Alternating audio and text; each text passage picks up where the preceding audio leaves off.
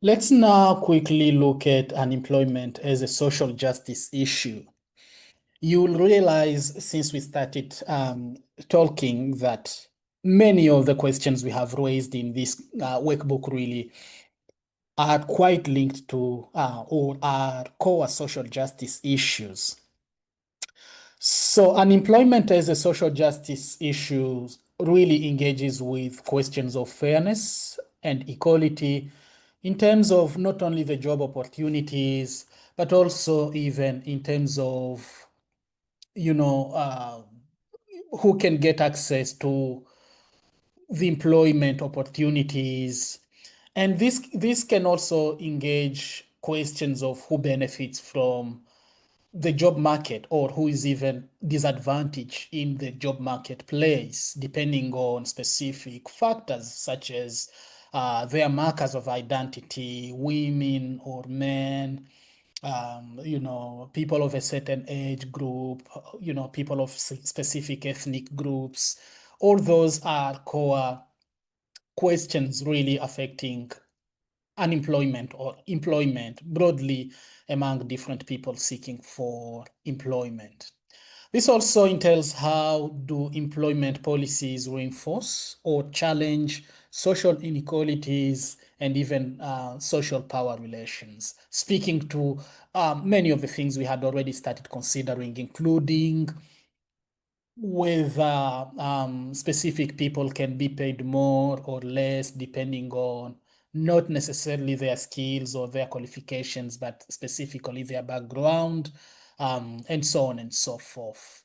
Clearly, all these are social justice issues, which are quite linked to, the key debates in the labor market and the trends we see in the labor market today, and which you can read more about in the core textbook for this week.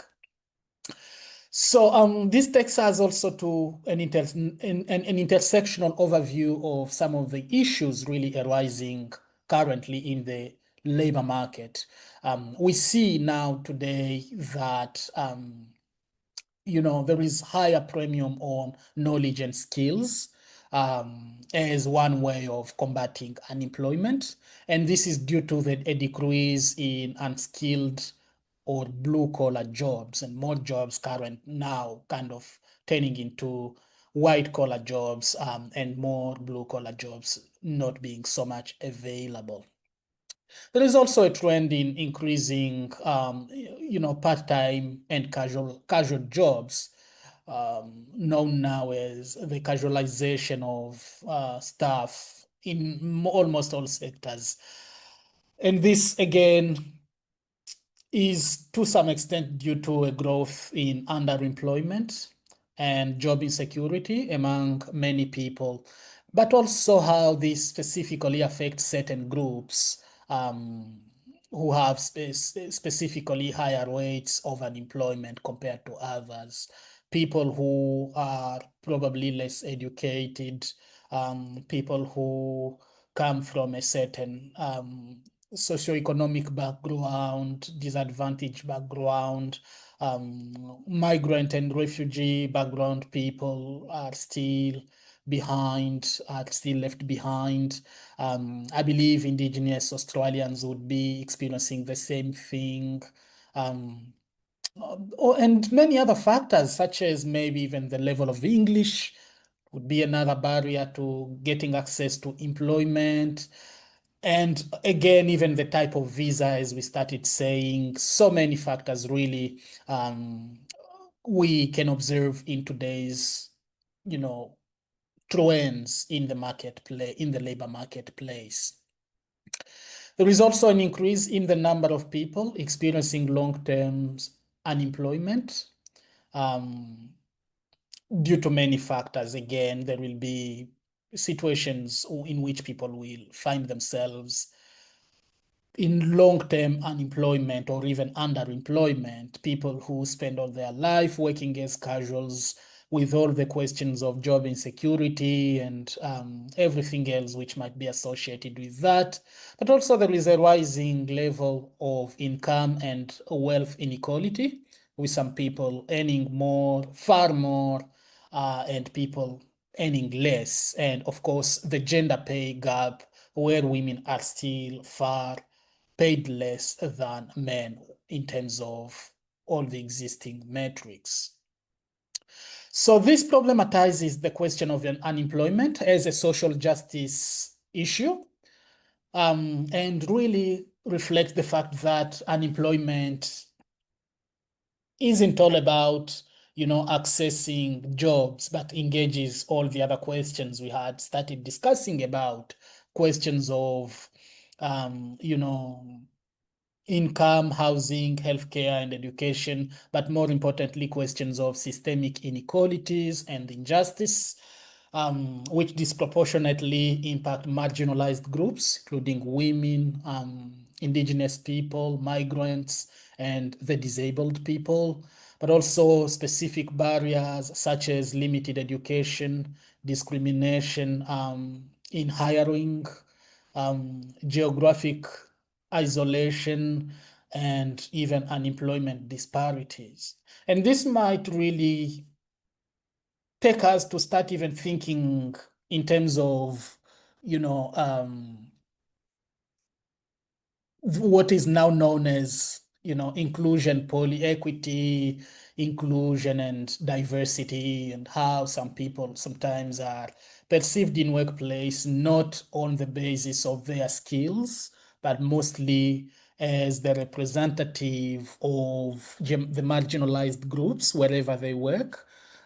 People of color sometimes are subject to this. They are seen not mostly in terms of their competency or their skills, but mostly they will be there sometimes just to tick the boxes of, us trying to look good in a sense, trying to be as if, we really want enough indigenous people or enough people of color in our organization so that we could be perceived as, not discriminating people based on those factors. But in a sense, there is still a whole gap there which really needs to be addressed.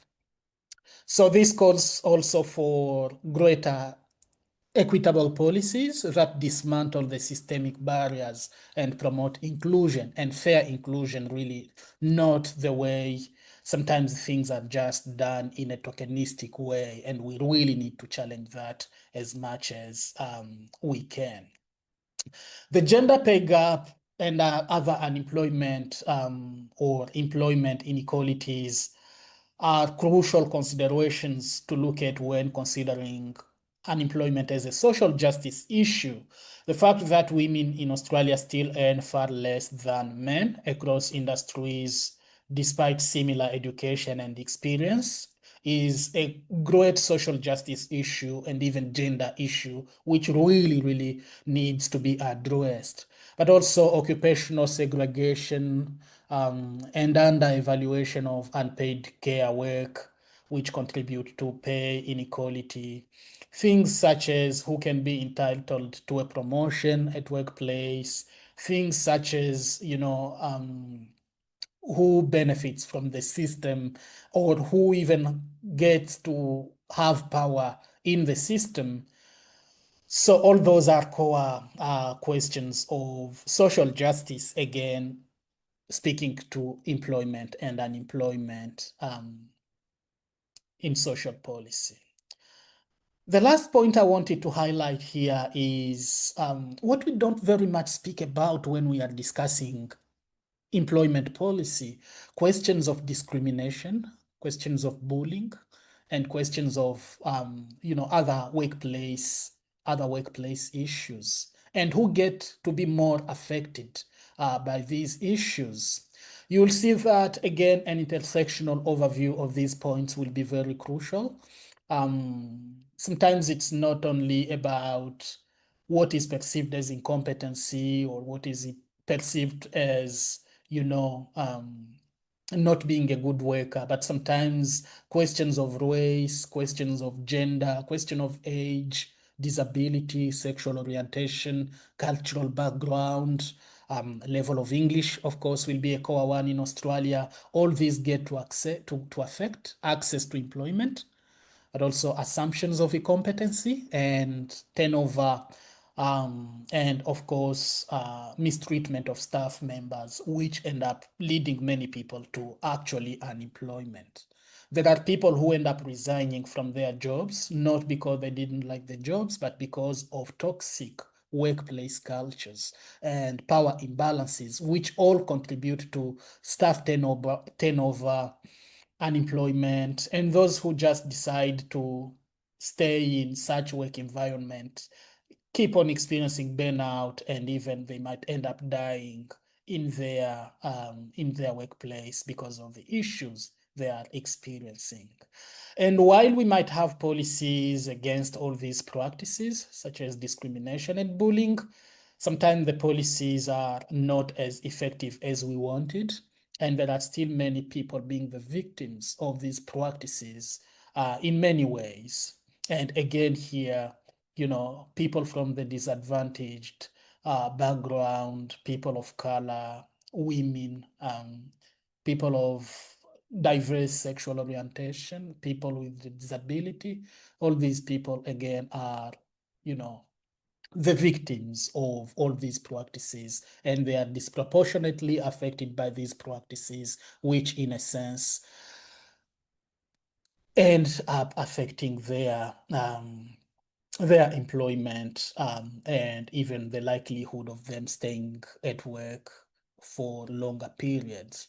So there is a whole heap of reasons really why people get unemployed, or people don't get access to a job, or even when they have a job, they can't stay in that job longer because of all these practices. So there might be laws, as I said, such as the Fair Work Act, which protect workers.